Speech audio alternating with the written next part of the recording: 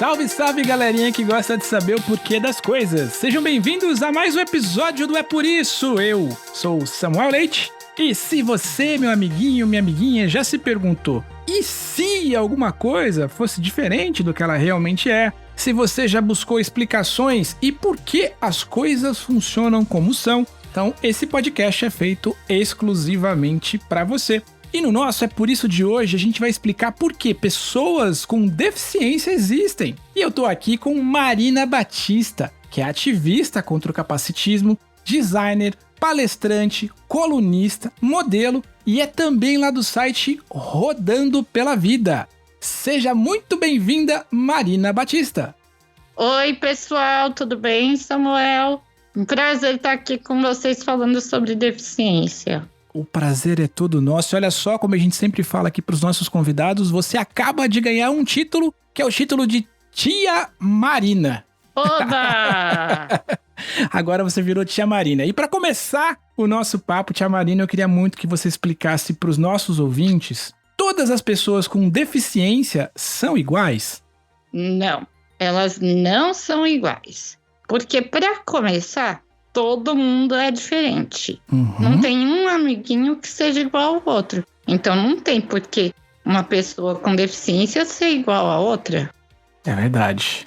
E por que há tipos de deficiências diferentes? Porque as deficiências, elas se apresentam de jeitos diferentes.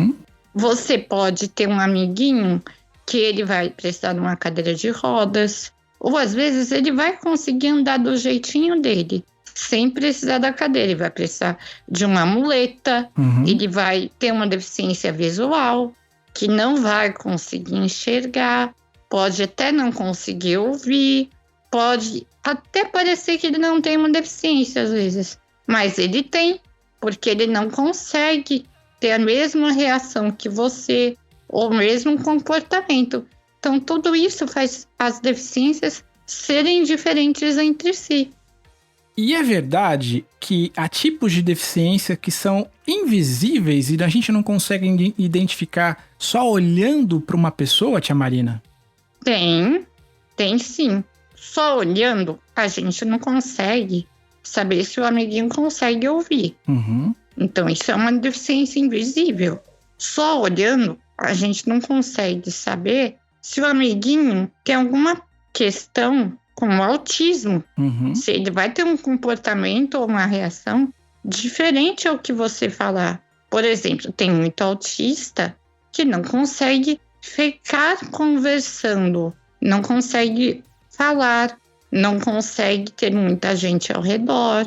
Tem muito autista que ele tem a audição perfeita, mas ele vai reagir diferente a, por exemplo, um garfo que cai no chão, porque é um barulho muito fininho, é estridente, e aquilo irrita ele de um jeito que ele não consegue controlar a reação dele. E eu queria te perguntar uma outra coisa, Tia Marina, que é, ao longo da história, sempre houveram pessoas, né, com deficiência na história da humanidade, não é mesmo? Sim, sempre houveram. E se a gente for parar para pensar, tem vários desenhos da Disney e de outros estúdios de desenho animado que tratam sobre deficiência. Por exemplo, se vocês perguntarem para o papai e para a mamãe de vocês, tem um desenho que é muito clássico da infância deles, chamado O Corcunda de Notre Dame. É verdade. O Corcunda de Notre Dame é um desenho sobre uma pessoa com deficiência. A Bela e a Fera, ela é uma pessoa com deficiência quando ela se transforma numa fera. Ela era um príncipe, ela era uma pessoa igualzinha às outras e transformaram ela numa pessoa com deficiência, porque ela continua tendo todas as necessidades humanas, mas transformaram ela numa pessoa que ela não é bem vista na sociedade.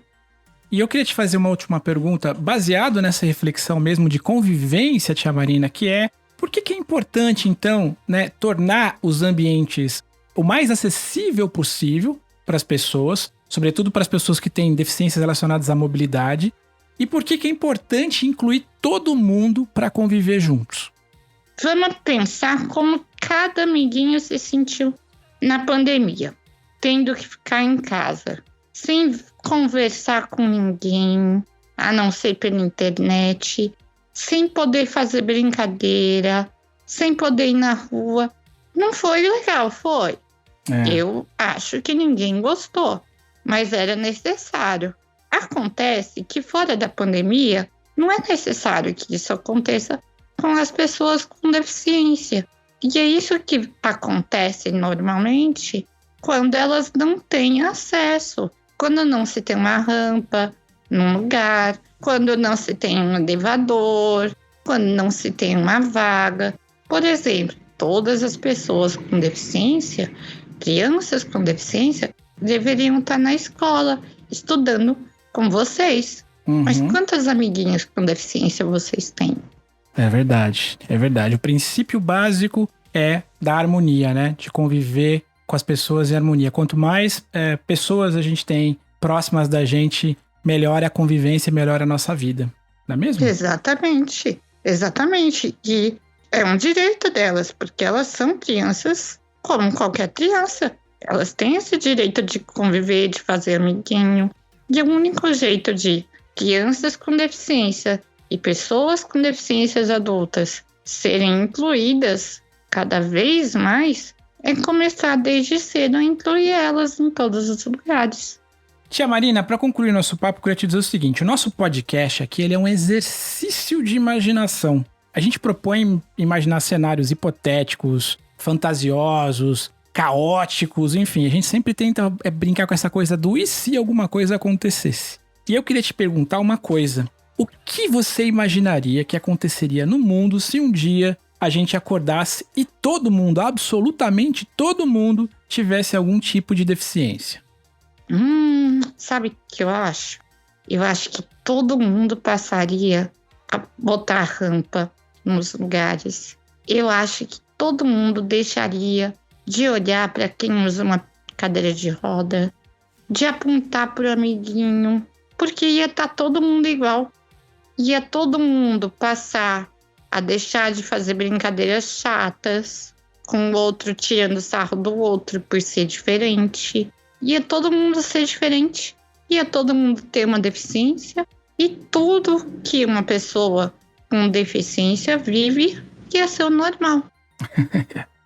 Então é por isso que pessoas com deficiência existem. Olha só, tia Marina, mais uma vez, muito obrigado pelo seu tempo. Mas antes da gente fechar aqui o nosso papo de hoje, eu queria muito que você deixasse os seus links das suas redes sociais, enfim, dos seus projetos, para que a gente pudesse convidar não só as crianças, mas os papais, as mamães, enfim, os titios e titias, para conhecer um pouquinho mais sobre o seu trabalho. Como é que a gente faz para encontrar mais sobre a tia Marina aí na rede? Bom, nas redes sociais, eu sou a Rodando Pela Vida sempre. Então é @Rodando Pela Vida em qualquer rede social. Mas vocês vão me achar mais fácil lá pelo Twitter, tá? Eu tenho meu site também, que é o rodandopelavida.com.br. E logo eu vou estar lançando um podcast também. Que legal, a gente tá ansioso. Então a gente vai ficar acompanhando os seus projetos, tia Marina, pelas redes sociais, para quando chegar esse novo projeto, esse novo podcast, a gente também vai divulgar por aqui. Tia Marina Batista, mais uma vez, muito obrigado pelo seu tempo, pela sua gentileza de gravar com a gente hoje e até uma próxima oportunidade. Eu que agradeço. Até, gente. Tchau, pessoal.